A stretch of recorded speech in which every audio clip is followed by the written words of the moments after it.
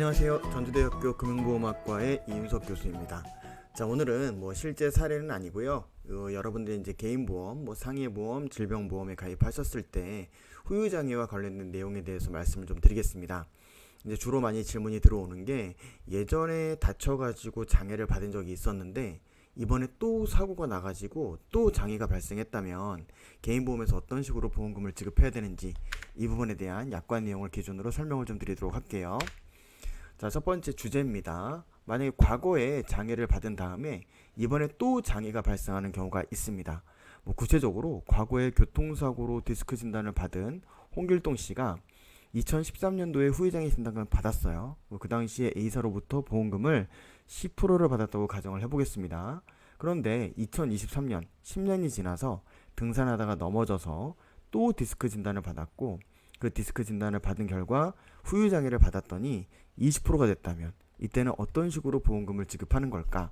즉 과거에 10% 받았고 이번에 20% 받았으니까 과거에 10% 받고 이번에 20% 별도로 총 30%를 받게 되는 것인지 그 차액을 받게 되는 것인지에 대한 내용입니다. 먼저 그 개인보험 후유장애 진단서, 후유장애 기준을 보면 이런 식으로 개인보험 약관에서는 척추의 장애로 장애 분류에서 골절이라든가 추간판 탈출증으로 인한 장애 기준이 있습니다. 제가 지금 예시를 들어드리는 건 추간판 탈출증이니까요. 물론 골절이라 할지라도 같습니다. 보시면 추간판 탈출증으로 약간의 신경장애 10%짜리가 있고요. 뚜렷한 신경장애 15%짜리가 있고 심한 신경장애 20%짜리가 있습니다. 자, 기준은 이렇게 있는데 다시 주제로 넘어가서 제가 방금 말씀드렸던 주제가 이거였잖아요. 2013년도에 디스크 장애 진단 10% 받았고 2023년도에 또 디스크 진단으로 20%가 됐다면 어떻게 보험금을 지급하게 되느냐, 여기에 대해서는 약관에 이렇게 규정이 있습니다.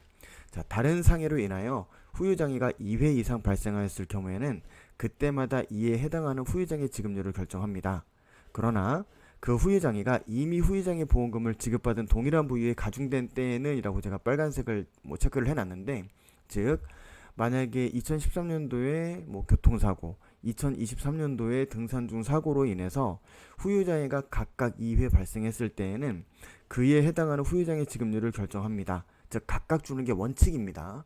그러므로 2013년도에 팔을 다치고 2023년도에 다리를 다쳐서 장애가 발생했다면 그때 팔의 장애와 이번에 발생한 다리의 장애는 각각 지급한다는 겁니다.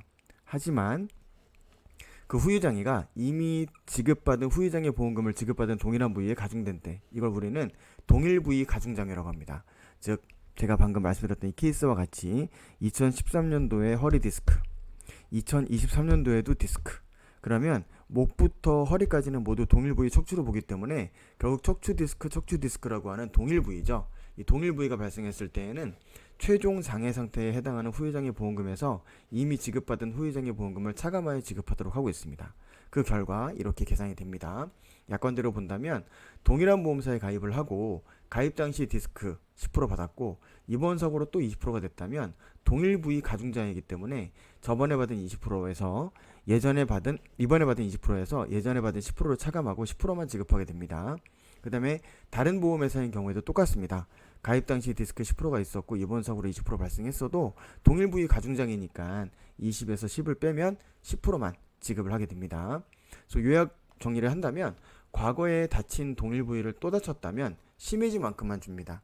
디스크뿐만 아니라 골절로 예전에 15% 받았는데 이번에 또 골절로 15% 발생했으면 15에서 15를 차감하면 없는 거죠. 하지만 이번에 30%가 됐다. 그럼 예전에 받은 15%를 빼고 나머지 15%를 받게 됩니다. 하지만 동일 부위가 아니라면 예전엔 팔, 이번엔 다리, 예전엔 척추, 이번에는 다리, 이런 식으로 신체의 동일 부위가 아니라면 그 지급률을 삭감하는 것 없이 각각 보상하게 됩니다. 이 동일 부위 가중장애에 대해서도 대법원 판례에서는 실무적으로 좀 이런저런 예의가 있습니다. 그거는 여기에 해당하는 사례가 있으신 분들에 대해서 저한테 물어봐 주시면 별도의 자세한 설명을 드리도록 하겠습니다. 자, 상담 신청 궁금한 점 있으시면은요, 이렇게 저희 그 컨텐츠 밑에 아래 모양 화살표가 있고 여기 상담 신청 링크가 있습니다. 여기를 눌러주시면 이렇게 링크가 뜨면서 폼이 뜨죠. 그리고 폼으로 저한테 제출을 눌러주실 경우 저한테 개인적인 메일로 들어오고 있습니다. 가끔 이제 저한테 전화를 주시는 경우가 있는데 제가 대학 수업 중인 경우가 많기 때문에 부재 중인 경우가 많습니다. 그래서 가급적 상담 신청을 이용해 주시기를 부탁드리겠습니다. 오늘 그 동일 부위 가중장에 대한 내용 설명 마치도록 하겠습니다. 좋은 하루 되십시오.